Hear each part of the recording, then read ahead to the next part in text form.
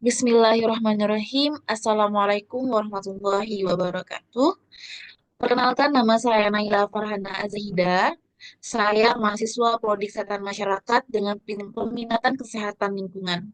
Di sini saya akan menjelaskan hasil tugas saya, yaitu tentang pencemaran air di Teluk Minamata dan Teluk Buyat.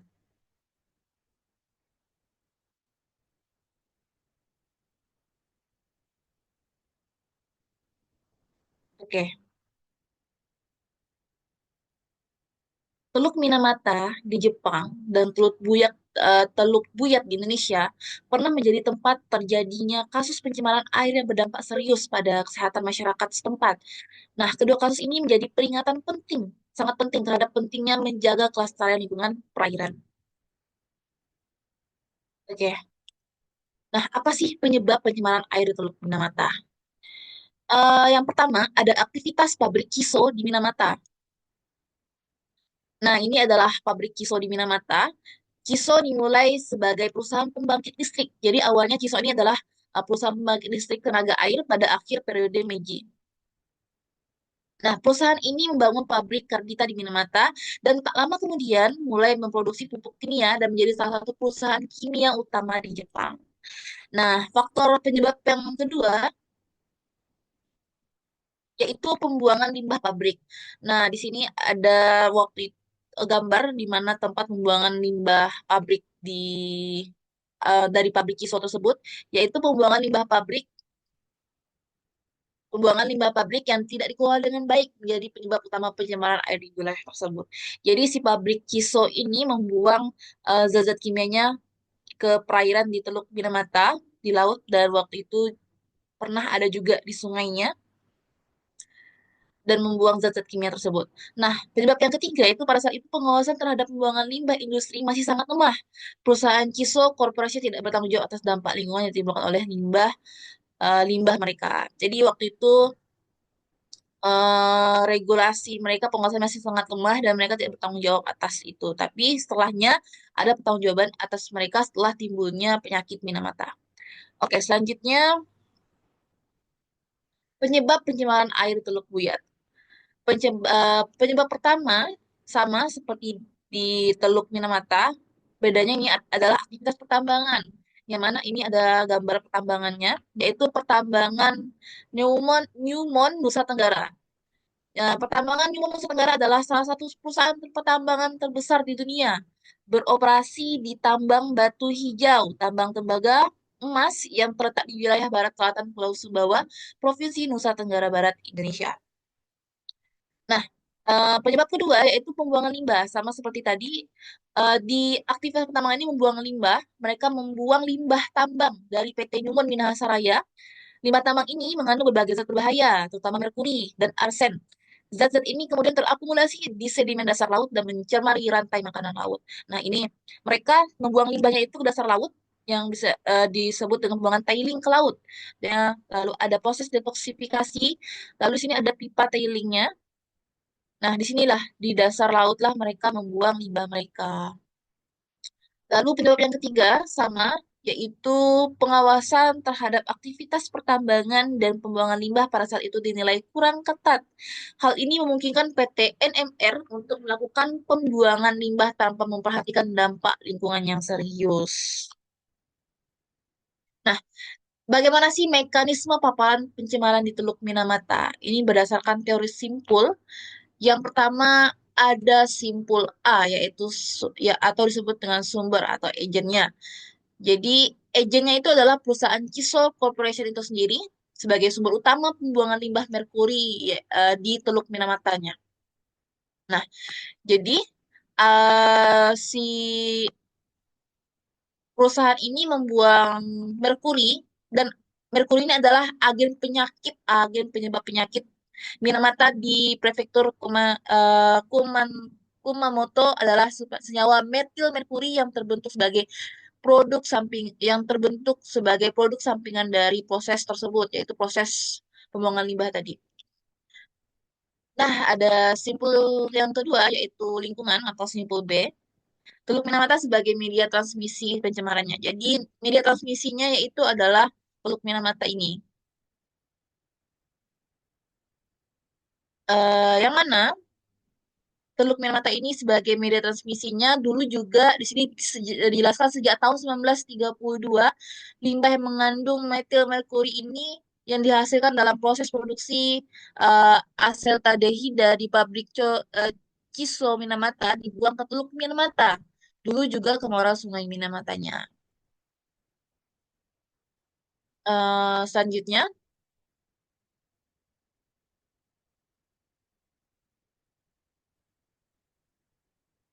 selanjutnya yang ketiga itu ada hostnya atau manusianya, simpul C-nya.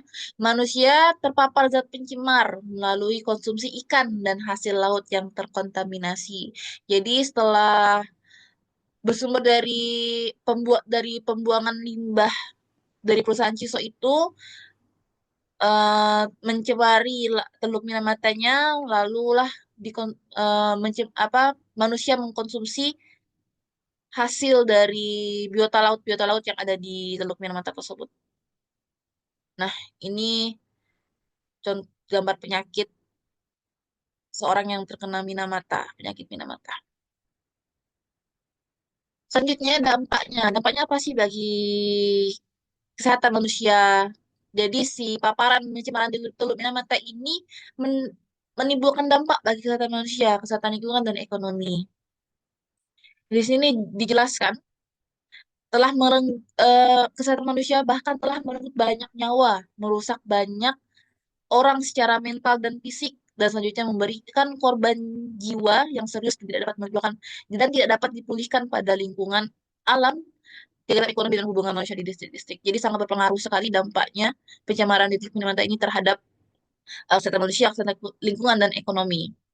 Nah, tragedi tersebut itu merupakan salah satu pencemaran lingkungan paling serius yang dialami manusia di seluruh dunia dan juga di Jepang pada saat itu. Oke, lalu bagaimana mekanisme peparan pencemaran Teluk Buyat? Teori simpulnya kurang lebih dengan di Teluk Minamata, agennya yaitu PT Newmont Minahasa Raya. Nah, jadi PT Newmont ini mulai beroperasi sejak tahun 1996. Sejak itulah PT Newmont mulai membuang limbahnya melalui pipa ke perairan Laut Teluk Buyat, Kecamatan Kota Bunan, Kabupaten Bolang, Mongondo. Nah, jadi sejak tahun itulah mereka membuang apa dengan pembuangan limbah tailing tadi di perairan Teluk Buyat. Selanjutnya lingkungannya, lingkungan atau media transmisinya yaitu Teluk Buyat sebagai media transmisi pencemarannya. Ya, ini adalah Teluk Buyat sebagai media transmisi pencemaran dari limbah yang dibuang oleh PT Newmont Minahasa Raya. Dan hostnya manusia terpapar zat pencemar melalui konsumsi ikan dan hasil laut yang terkontaminasi. Jadi sama seperti tadi, di sini ada dijelaskan bahwa dampak bagi mohon maaf.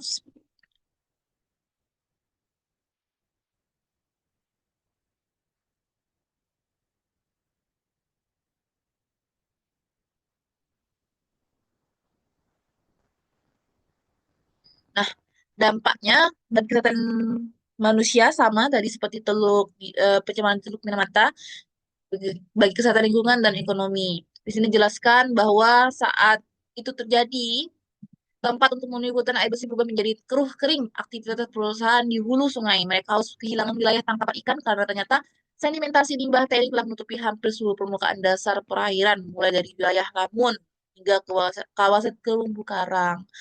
Oke, jadi dampaknya itu sangat berpengaruh bagi kesehatan. Saat itu warga nelayan juga di sini kehilangan mata pencariannya dari nafkah jadi berpengaruh pada ekonomi masyarakat setempat juga terus berpengaruh pada kesehatan mereka. Sejak saat itu ada banyak muncul penyakit misterius yang dialami oleh hampir seluruh warga seperti muncul gatal-gatal, sakit kepala yang berulang-ulang, perut, perut sering mual, terus muntah, pembengkakan di beberapa bagian tubuh dan beberapa ibu sering mendadak pingsan. Ini hampir mirip dengan gejala yang ada di Teluk Minamata, yaitu penyakit Minamata.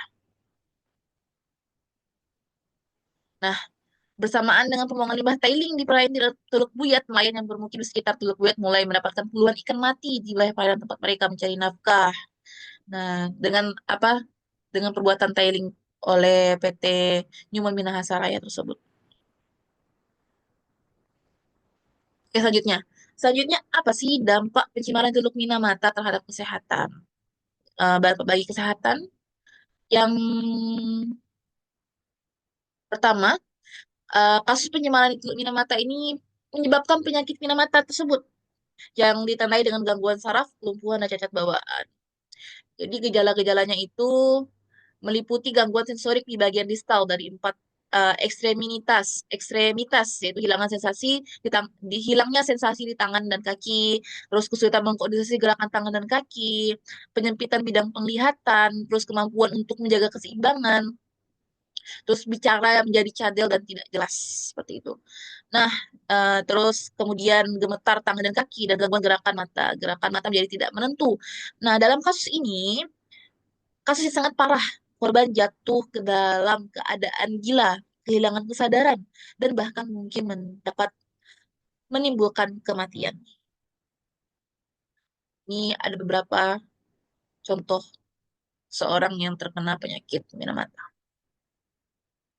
Nah, lalu bagaimana dampak pencemaran di Teluk Buyat terhadap kesehatan? Nah, di Teluk Buyat, warga sekitar mengalami keluhan seperti iritasi kulit, gangguan saraf, dan penyakit lainnya akibat paparan logam berat. Nah, penyakit misterius yang dialami oleh warga hampir seperti muncul gatal-gatal seperti tadi ya, yang sudah dijelaskan, sakit kepala yang berulang-ulang, perut sering mual, muntah, pembengkakan di beberapa bagian tubuh, dan beberapa ibu sering mendapat pingsan. Ini sumber dari Lutfillah tahun 2011. Nah, ini contoh gejala penyakit misterius yang terjadi di Teluk Buyat.